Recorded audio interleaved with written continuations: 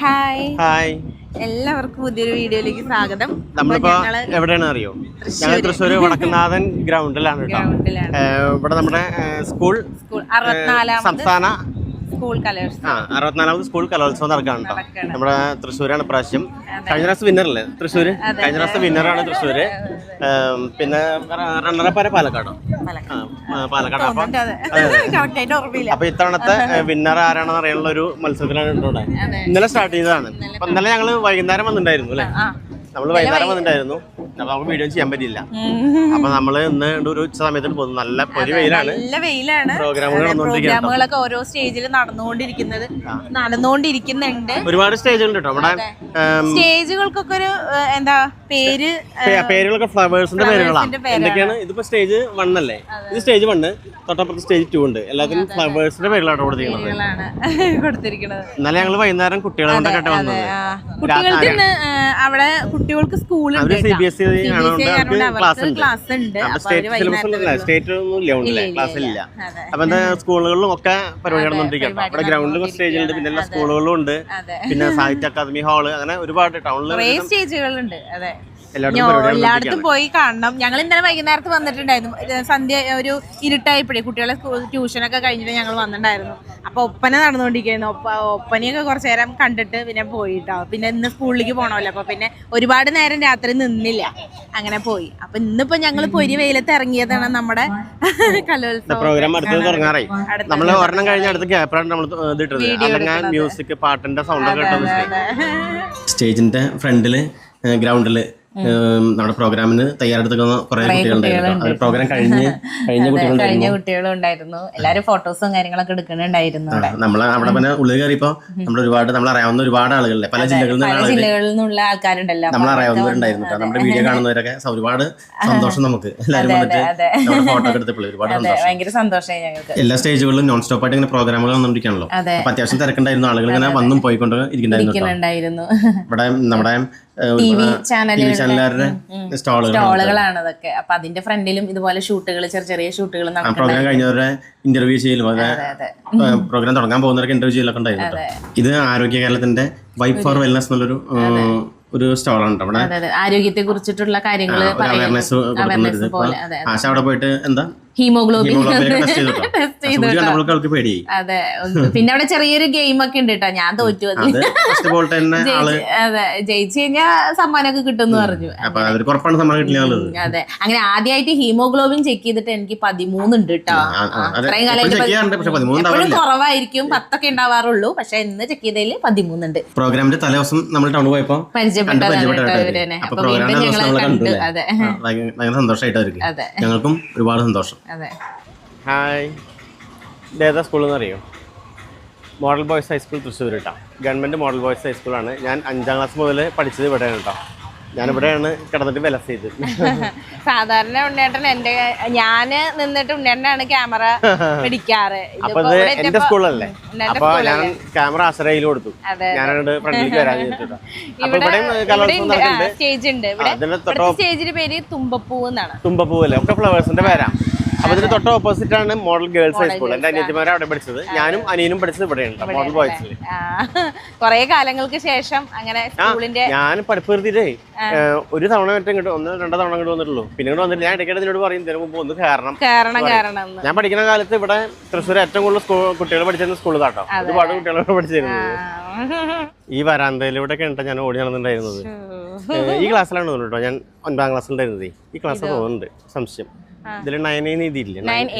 ഇതിനെ തോന്നുന്നുണ്ട്. ഞാൻ 9ാം ക്ലാസ് ഉണ്ടായിരുന്നു കേട്ടോ. പിന്നെ ഈ ഭാഗം കാണുമ്പോൾ നിനക്ക് എന്ത് വേറെ സിനിമ ഓർമ്മ വരുന്നുണ്ടോ? ഏതെങ്കിലും സിനിമ മോഹൻലാലിന്റെ പറയും ഒരു കോടതി നല്ല ഹിറ്റ് പടമാണ്. ഇവിടെ സ്വർഗമാണോ? അല്ല, മോഹൻലാൽ മുണ്ടൂരടിക്കുന്ന സംഭവങ്ങളുണ്ട്. അതിലത്തെ കോടതിയാണ് ഇവിടെ. ഇവിടെ വെച്ചാണ് കോടതി. ആ ഭീമന്റെ ഉള്ള സംഭവം ഇല്ലേ, അത് ഇവിടെയാണ് കോടതി സെറ്റ് ചെയ്തിരിക്കുന്നത്. ഇവിടെ ഉണ്ടോ? ഓർമ്മ വന്നോ? ഇവിടുന്നൊക്കെ തന്നെ ഇറങ്ങി വരുന്ന സീനായിരുന്നു ആ സ്റ്റെപ്പിലൂടെ ഒക്കെ. ഇതിലാണ് കോടതി റൂം ഉണ്ടായിരുന്നത്. അപ്പൊ ഇവിടെ തകർത്താടി ഞങ്ങള്, ഞാനും നമ്മുടെ 4-5 കൂട്ടുകാരുണ്ടായിരുന്നു, ഫ്രണ്ട്സ്. നമ്മുടെ 4-5 പേര്. അതില് ടോമൊക്കെ ഉണ്ട്, നമ്മുടെ ഇപ്പോഴത്തെ ഡയറക്ടർ ഇല്ലേ, ടോമൊക്കെ ഉണ്ട്. പിന്നെ നമ്മുടെ പിന്നെ മറ്റേ ഏതൊരു സിനിമയില് ട്വിൻസ് ആയിട്ട് വന്നില്ലേ, അമൽ കമൽ. പൂക്കാലത്തിൽ പറയാം അമൽ കമൽ. പിന്നെ ഒരു ദീപു. ഞങ്ങൾ 5 പേരും നല്ല ചങ്കായിരുന്നു. അപ്പൊ ഞങ്ങൾ ഓടി കളിച്ച സ്ഥലങ്ങളാണ് ഇത് കേട്ടോ.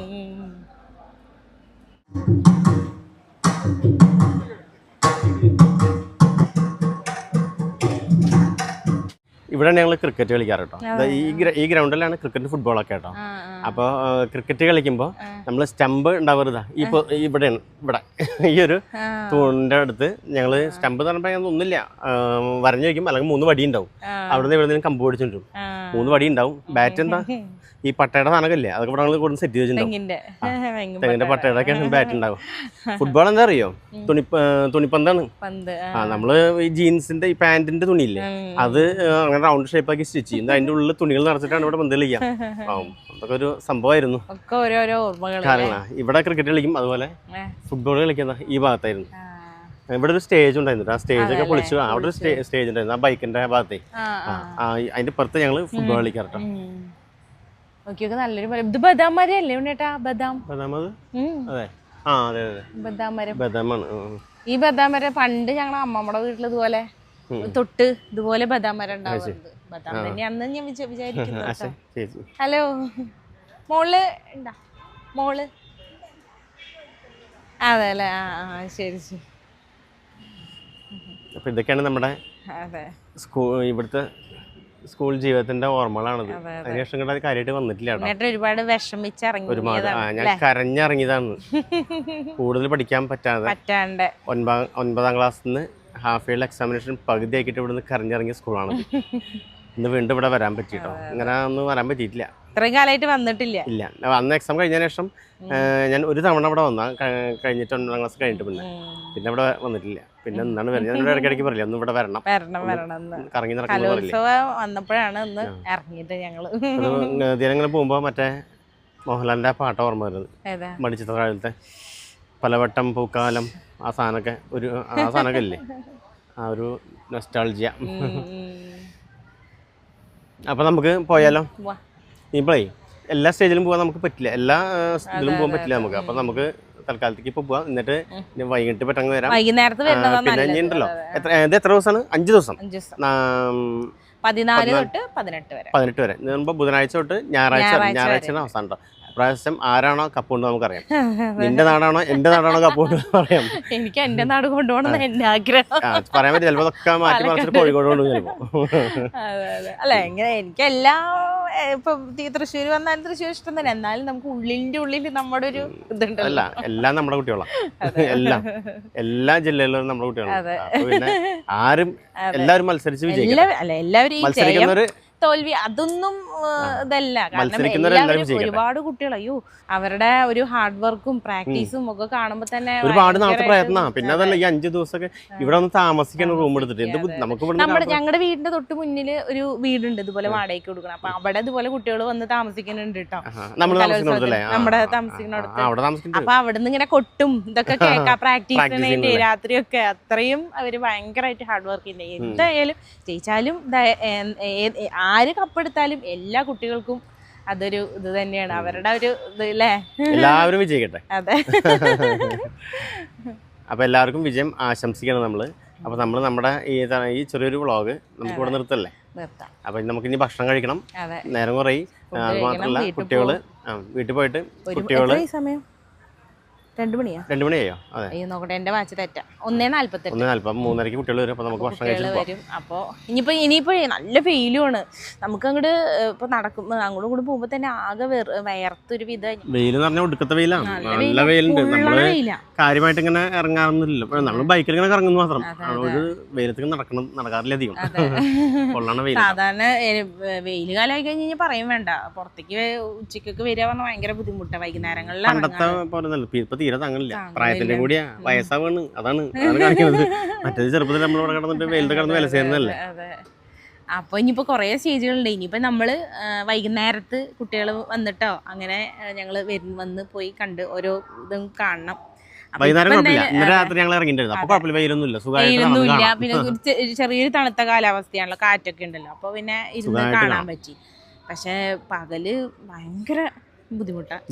ഇതിന്റെ തൊട്ട് മുന്നിൽ തന്നെ ഉണ്ടോ, ഇവിടെ ഇപ്പുറത്തെ സൈഡിലാണ് മോഡൽ ഗേൾസ് സ്കൂളാണ്. അപ്പൊ അവിടെ ഉണ്ട് പ്രോഗ്രാം, അവിടെയും സ്റ്റേജിലുണ്ട്, പ്രോഗ്രാമുകളുണ്ട്. അക്കാദമി ഹാളില്, സാഹിത്യ അക്കാദമി ഹാളില്, ടൗൺ ഹാളില് എല്ലായിടത്തും ഉണ്ട്. ഒരുപാട് സ്ഥലങ്ങളില് സ്റ്റേജുകളുണ്ട്.